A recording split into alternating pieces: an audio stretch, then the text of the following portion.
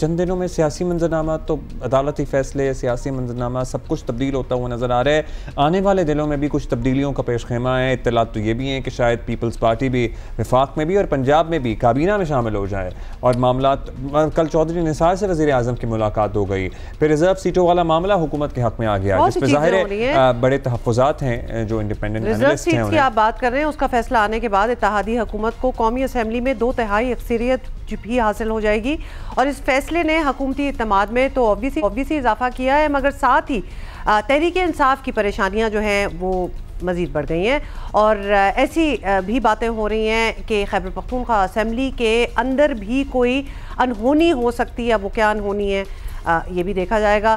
اور آزاد قرار دیے گئے 35 ارکان جو ہیں وہ فیصلہ کن پوزیشن میں آ گئے ہیں. So we are expecting a lot of. وہ جب چاہیں صوبائی سیاست کا نقشہ بدل سکتے ہیں، یہ خیبر پختونخوا سے پتہ لگ رہا ہے. ادھر پنجاب اسمبلی میں ایک اور بڑی پیش رفت ہوئی ہے.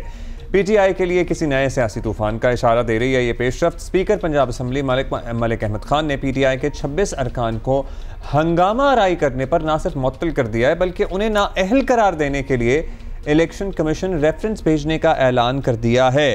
اور سنیے پہلے پھر آگے بات کرتے ہیں اس بارے میں. آپ کو نہیں پتا کہ آپ مجھے ایک ریفرنس لکھ کر بھیجنے پہ مجبور کر رہے ہیں.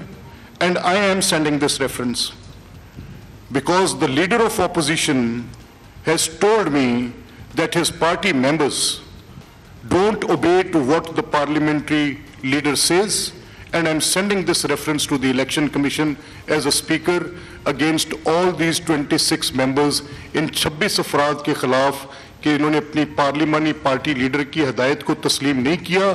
عمر عطا بندیال کے فیصلے کی روشنی میں جس کے نتیجے میں میاں حمزہ شہباز شریف کی حکومت گری تھی، میں ان 26 اراکین کے خلاف ریفرنس آج ہی الیکشن کمیشن آف پاکستان کو بھیج رہا ہوں.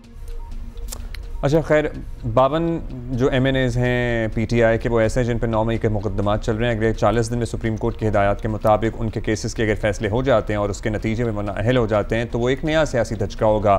اسی پہ بات کرتے ہیں. اور پھر ممکنہ شمولیت جو ہے پیپلز پارٹی کی ان کابیناز. اس کے علاوہ بھی بڑی باتیں ہیں. رانا ثناء اللہ ہمارے ساتھ ہیں. رانا صاحب، سب سے پہلے تو تحریک انصاف پر بات تو کریں گے لیکن ایک بڑی غیر معمولی پیش رفت ہوئی ہے اور اس پر آپ کی رائے چاہتے ہیں ہم.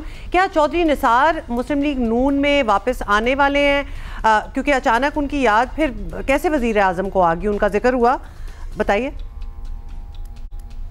دیکھیں، میاں صاحبان اور جو پاکستان مسلم لیگ نون کی لیڈرشپ ہے ان میں بڑی رواداری ہے اور وہ اپنے تعلقات کو، اپنے دوستوں کو نہ کبھی بلاتے ہیں اور نہ ہی کبھی جو ہے وہ ان سے دور رہنا یا ان کو رکھنا چاہتے ہیں. چودھری نثار علی خان صاحب سے میاں صاحبان کا، میاں نواز شریف صاحب کا اور میاں شہباز شریف صاحب کا، دونوں کا بڑا ایک قریبی اور انتہائی عزت اور احترام کا جو ہے وہ تعلق رہا ہے.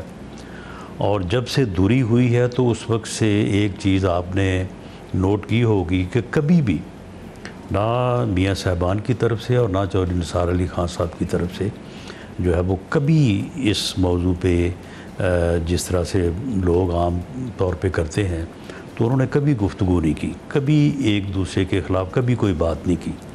چودھری نثار علی خان صاحب بھی بڑے وزیدار اور بڑا عزت اور احترام والے آدمی ہیں.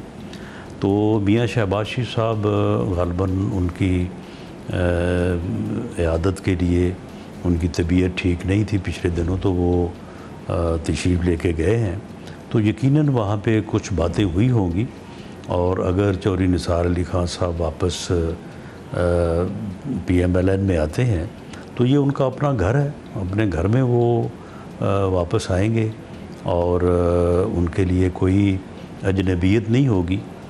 تو یہ میاں صاحبان کا یہ خاصہ ہے، وہ ہمیشہ اپنے درینہ دوستوں کو، وفادار اور جو ہے وہ رسپیکٹفل لوگوں کو جو ہے وہ ہمیشہ یاد بھی رکھتے ہیں اور ان کی کوشش ہوتی ہے کہ اگر کوئی مس انڈرسٹینڈنگ ہو بھی جائے تو اسے دور رہیں۔ رانا صاحب، آنے والے دنوں میں سیاسی منظرنامہ کیا بن سکتا ہے؟ یہ تو آپ نے بتایا کہ ہاں جی کبھی اجنبیت نہیں ہوتی، پرانے تعلقات کو نبھانا جانتے ہیں میاں صاحبان۔